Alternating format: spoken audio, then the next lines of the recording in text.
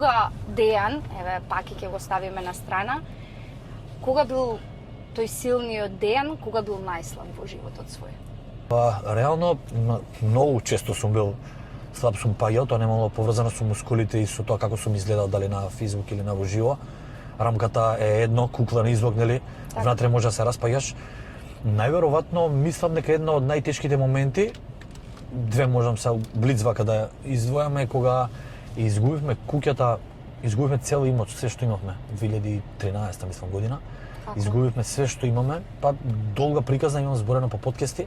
На краткобитно преку ноќ што се вика изгубивме, ради грешка на татко ми или роднини X причини судски сплетки, и останавме на улица. Тоа ми беше реално најголем психолошки удар, баш онака од цунами ме погоди.